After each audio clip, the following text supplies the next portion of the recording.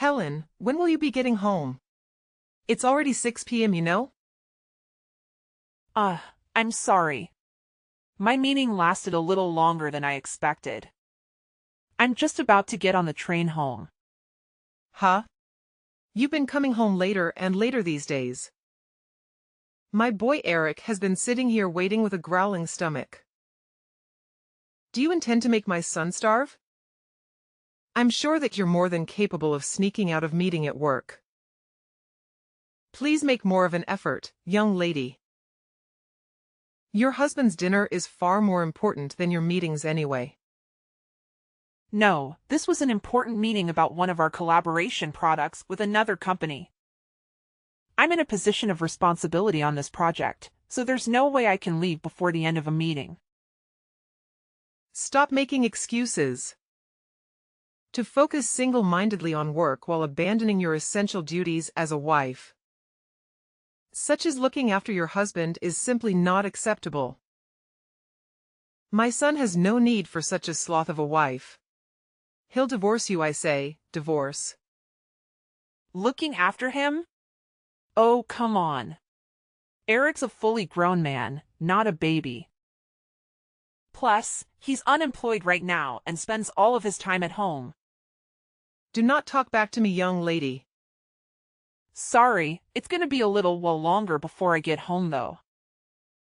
So if he's really desperate for something to eat, you're more than welcome to use whatever's in the fridge. To make something to eat between yourselves. What? Do you seriously intend to make your mother-in-law into some cheap imitation kitchen maid? Have you no shame? I've never heard of such a cheek. I'll have him divorce you if you're not careful. No, I didn't mean that. I'm sorry. Just forget I said anything. We won't be waiting for you any longer. Eric's so hungry, he's going to pass out if he doesn't eat soon. We'll find a sushi restaurant or some place to eat out tonight. So we won't be needing any supper from the likes of you. Hold on a moment, Mom. I understand you're upset, but let's not jump to conclusions or make threats. It's not fair to bring divorce into the conversation. We can discuss this calmly. Calmly? How can I stay calm when you're proposing something so outrageous? Making your own mother-in-law work as a kitchen maid is disrespectful, to say the least. I'm your family, not hired help. I apologize if it came across that way, Mom. It was never my intention to disrespect anyone. I was merely suggesting that you could lend a hand in the kitchen, not take on the role of a maid. I understand that family dynamics can be sensitive, and I didn't mean to offend you. Well, it certainly sounded like you were suggesting something demeaning. But let's put that aside for now. We need to focus on Eric's hunger. He's feeling really weak, and we can't afford to wait any longer. I understand the urgency, Mom, but as you can see, Eric is a grown man now, so he could of course handle his own meal. You shouldn't have to worry about him that much. Oh, trust me, Helen, I'm well aware that Eric is a grown man. But as his mother, it's only natural for me to be concerned about his well-being. I've been taking care of him since he was a baby, after all. Well, Mom, I think it's time to let go a little. Eric is perfectly capable of taking care of himself. He doesn't need to be coddled or worried over every minute of the day. Coddled? Worried over? Oh, please, Helen. It's called being a loving and caring mother. I'm not smothering him, I'm simply looking out for his best interests. And honestly, I would expect you as his spouse to understand and respect that. I do understand, Mom, but sometimes your concern can be a bit overbearing. Eric is an adult, and he deserves the freedom to make his own choices and decisions, even when it comes to something as simple as a meal. What the hell are you talking about? How dare you talk about your husband like that? It's your responsibility to take care of your husband, but now I'm doing it for you. Actually, you would certainly have to thank me for that, don't you think? Mom, we are adults. We could look after ourselves. Could you please stop intervening in our life?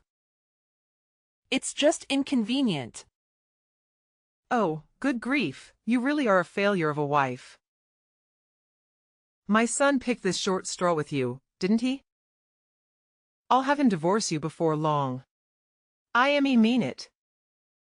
3 hours later. Eric, are you there? You got a minute? What is it? I was just about to go to sleep. Besides, if you want to say something, why not just come and talk to me? Why do you need to send messages when we're in the same house? But if I come to speak to you, your mom will probably overhear us. Anyway, it's about your mother. Is there no way we can live separately? This arrangement with the three of us is just not working. What? For God's sake, you're not going on about my mom again, are you? To tell the truth, Eric, I'm extremely stressed. I agreed to have her live with us because I felt bad about her being lonely after your dad passed away. But she's causing me so much stress, it's unreal. Does she think I'm some kind of slave? She forces me to do all the housework despite the fact that I'm working long hours. Not only that, but she barely ever lifts a finger herself. If there's ever anything she doesn't like, even just a little bit, she immediately brings up divorce and threatens to make you end the marriage with me.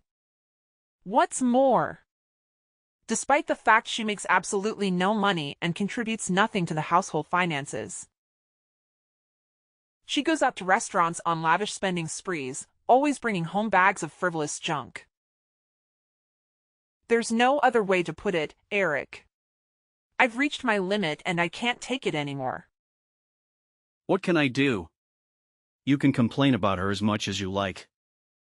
But she doesn't have anywhere else to go. She sold the family home when my dad died.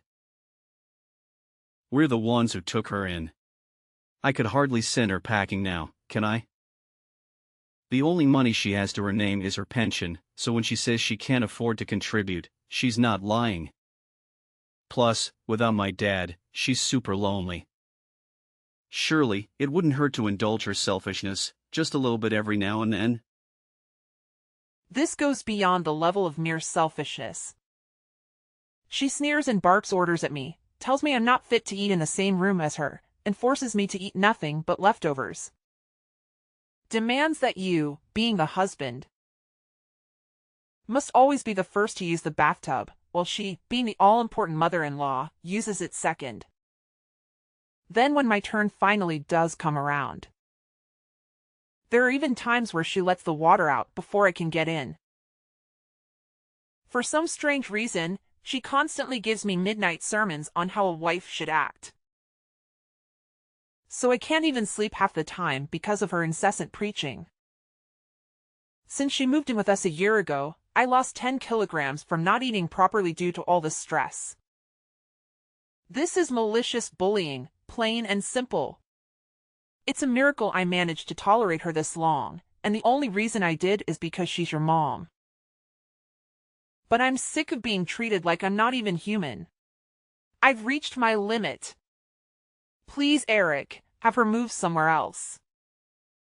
Maybe an apartment or a shared house or something, I don't know. Just anywhere but here. If that's impossible at the very least, could you please tell her to stop treating me this way? If you don't do something, I'm going to lose it. Fine, sheesh woman, I get it. I'll mention it at some point if I remember. Anyway, more importantly, I need $300. What? $300? What are you going to use it for? Travel expenses. I'm looking for work right now, so I need money for bus fares and trains and stuff. What? But I gave you money for travel expenses not that long ago. You get $150 a month for that already. That's a pocket change. I already use it all. Get the real woman, $150 just doesn't cover it. Give me $300. Wait, you're... No way. Are you visiting casinos again? What? Come on, it's not like it's a problem. I don't go very often and I hardly spend anything when I do. It's a way for me to let off steam after the hours I spent job hunting. You haven't forgotten that you lost your last job. Because you got caught sneaking out of the office and visiting casinos when you were supposed to be working, have you? You got on your knees and swore you'd never visit a casino again, Eric. You swore. In spite of that, you're at it again, and this time you're blowing the money that I give you on travel expenses on the slots. If that's where it's going, you'll never get another cent out of me. Oh, give it a rest, woman. You're like a broken record, nag nag nag. It's up to me how I spend my time. Are you seeing a ban from relaxing to take my mind off the stress of trying to find a job now? Who gave you the authority to do that? The only thing you're good for is bringing in money anyway. If you can't even toss me a few dollars when I'm in a pinch, then what the hell do you bring to the table? What? What does that mean? The only reason I have to work like a dog now is because you got fired for acting like a moron. Job hunting, give me a break. All you do is laze around on the sofa like a sack of potatoes. Then you have the nerve to spend the money I give you for getting around town on the slots. You have no right to be angry with me. Oh, just bottom it already. Nag nag nag. You think you're so much better than me just because you happen to have a job, don't you? Screw this. I'm going to sleep. No, you can't just get up and talk to me. I'm not finished, Eric. Eric. The next day. Excuse me, Helen. Answer me. What is it? I'm at work right now. I hear you've been complaining to Eric again. Giving him a hard time because he's struggling to find work. How dare you go whining to him behind my back? You really are a spiteful, underhanded cretin of a woman. What? One thing you don't seem to understand about my son is that he's recharging his batteries right now. He's simply depressed because things didn't work out at his last company. Any normal wife would be trying to make her husband feel better right now. But far from it, you're actually going on the attack. You're atrocious. You're a devil, I tell you, a devil. There's nothing for it but divorce. The fact that you're messaging me like this now must mean that Eric just woke up from his hibernation on the sofa. And told you about the conversation I had yesterday, right? I bet he told you about what I had said about him finding a job and nothing else. Am I right? Ugh, I give up. Now, you listen to me and you listen well, young lady. You need to make more of an effort to stand up for your husband. You need to have his back. Just because you happen to have a job doesn't make you any better than him. Right, sure, I'm sorry. I'm occupied with work right now, so would you be kind enough to tell me off later instead? I'm busy. Good grief. Look at you. A fully grown woman bragging about having a job like it's some kind of special achievement. Tell me, Helen. What good is a woman who does nothing but work? Ugh, I'll never get any grandchildren with a daughter-in-law like you. How about you fulfill your feminine duties as a wife for a change? I must be the unluckiest, most mistreated mother-in-law in the whole world. Aren't you at least big enough to admit your wrongdoing and walk away with some dignity? Get a divorce. You're really annoying me now. Would you just shut up for once? What? How dare you? What has gotten into you today? Where did this rebellious attitude come from all of a sudden? Know your place, young lady. Who do you think the mistress of this household is? If you define me, I'll have my son divorce you. Okay, divorce it is. Huh? Have it your way, I'll divorce him. It's not like I particularly enjoy being married to an unemployed leech anyway. Nor do I take any great pleasure in having to live with his parasitic megalomaniac old hag of a mother. I'm tossing that egotistical, jobless douchebag in the gutter where he belongs. I'll divorce him then, let's do it. I'm ready. Wait. What's gotten into you, Helen? Is this some kind of joke? Are you being serious? You'd actually go through with it? You see, the thing is, you should have known that there was a limit to how much of your crap I was willing to tolerate. What? Did you think I was just gonna shut my mouth forever like an obedient little slave while you hurled abuse at me? Are you and Eric actually aware of your current positions? What good is a woman who does nothing but work, you ask? How about putting food on the table for you and your waste of a spaceman child of a son? Who do you think it is putting a roof over your heads? Who do you think it is who's looking after you and enabling your lazy deadbeat lifestyles? Go on, think about it. This one's really easy. Well, Oh my God. Helen. What's gotten into you? This isn't like you at all.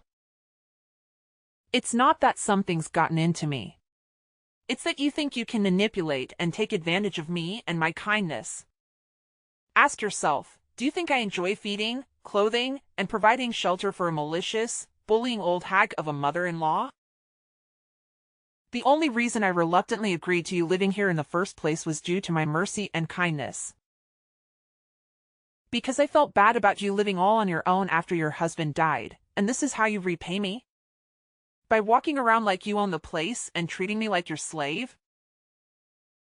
Then you have the nerve to threaten me with divorce when you don't get your own way? Do you have any awareness of how arrogant and shameless your behavior is? Well, are you going to answer me, you miserable, sponging witch? No, but taking care of your mother-in-law is a decent thing to do. What? I'm not sure that common decency like that applies to sponging vagrants. You are also aware that I'm not your daughter, right? Even still, I wouldn't tolerate this from my own mom.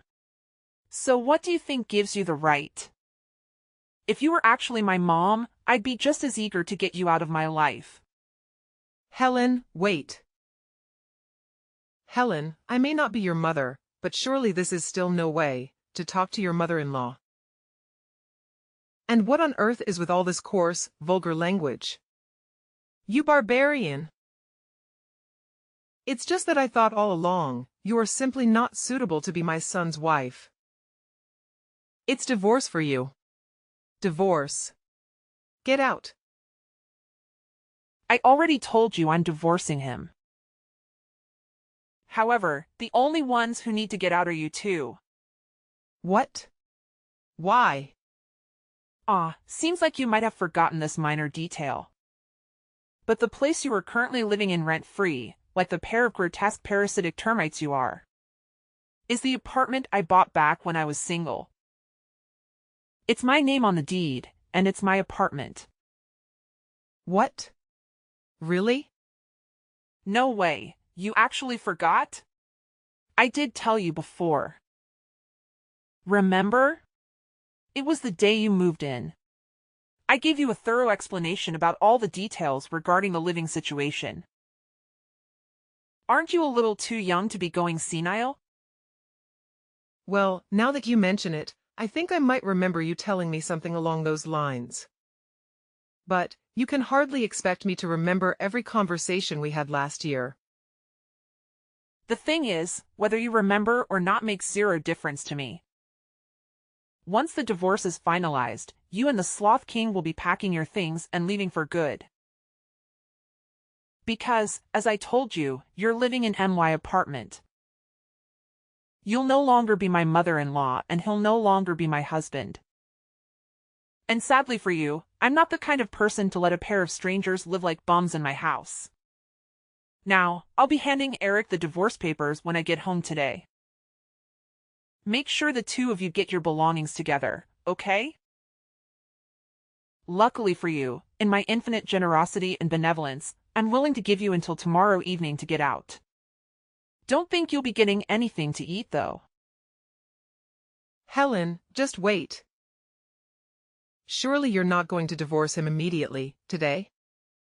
You don't actually plan on kicking your husband and mother-in-law on the streets, do you? I simply do not agree. This divorce isn't happening. I won't allow it. What the? Why have you done a complete 180 all of a sudden? You seem to be happy enough to walk all over me when you thought you could get away with it. You waved around the notion of a divorce like it was your prized family crest, using it as a pretext to say whatever you wanted, whenever you wanted. Then the moment you realize things are no longer going in your favor, you're suddenly opposed to it? Don't make me laugh. What? You're the one who started all this in the first place. You wanted to fight, didn't you? All I did was give you what you wanted. You should be grateful. Don't you dare start trying to worm your way out of it all of a sudden. And I won't allow it?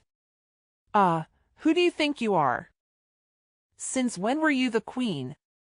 Did I miss your coronation? How about you try cultivating some awareness of your own position for once and putting a lid on that monstrous mouth of yours?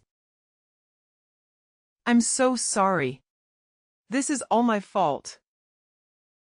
It's too late to apologize now. I'm dead set on divorce and nothing can change my mind. Make sure you're gone by tomorrow night. And let me make one thing abundantly clear. There will be no distribution of assets. Eric, the eternal NET, has no savings of his own and we have no shared accounts either. There's no money for him to receive, not a single cent, so don't bother trying to put in any claims. I would feel bad about throwing you out into the streets without any clothes. So I'll allow you to take the bare minimum of clothing and everyday necessities with you. I take it you have no complaints about that? If I've made myself clear, hurry up and get out of my apartment. And take your good-for-nothing son with you. Oh my God. Please, please, just wait. Wait. We don't have anywhere to live. We sold the family home and my husband passed. My pension doesn't amount to much either. Eric doesn't even have a job. Please. Oh, I see. Just so I understand, you'll be in dire straits because your sons are NET and you have no place to stay and no money, is that right? Okay, so what? Huh? That's not my problem. The fact that your sons are NEET or that you have nowhere to stay or that you have no money. Yeah, none of these things are my fault. If you're struggling for money, you could always have Eric earn you back both a living on the slots. And why can't you find a job? If you've got the energy to bully your daughter-in-law 24/7, then holding down a job shouldn't be a problem. I saw a local supermarket was recruiting the other day. Do that? Oh my God. God's not going to help you now. Nor is playing the victim, and I mean please, is this really any way for a fully grown woman to behave? If you don't have any money, then you work. Surely you at least understand that? You're not a child. Why? Why are you doing this? I think you know full well why. Because you defied the mistress of this household. When I got home from work that evening, I was met at the door by Eric and his mother-in-law on their knees. They begged and pleaded in unison, "We're sorry for the way we behaved." But I shook them off and said, "If you've got time to be groveling on the floor, you've got time to get your things together." For the first time in what felt like forever, I made some food just for myself, and was able to take a bath at a leisurely pace when I felt like it for a change. Then I retired to my bedroom, locked the door, put in some earplugs, and slept like a baby. The next day, the pair of them were desperately trying to butter me up by dashing around the house making breakfast and cleaning up. Then they got back on their knees and begged me once again, "Please rethink the divorce. I swear I'll never set foot in a casino again." My response was to hand them the divorce papers and some bags full of their stuff. After which I threatened to take them to court if they didn't sign the papers and get out by the end of the day. Eric panicked, reluctantly signed the papers and left, taking his mother-in-law with him. With that, I was officially freed of the termite infestation plaguing my house before the day was up. I was so happy about being freed from my in-law-induced slavery that I raised a toast and celebrated in lavish style. The pair of them moved into a scruffy 70-year-old apartment, which they somehow paid the rent on by scraping together what was left of Eric's mom's pension and Social Security money. Apparently, Eric finally started looking for work in earnest, and his mom got a part-time job at the supermarket. However, Eric's efforts didn't amount to anything, and he was constantly chided by his mom. "Why are you forcing your aged mother to work?" They got into thunderous shouty matches every day, and the neighbors at their wits' end started phoning in complaints. As things stand, it looks like they're on the verge of being kicked out. Again. They really are a pair of morons.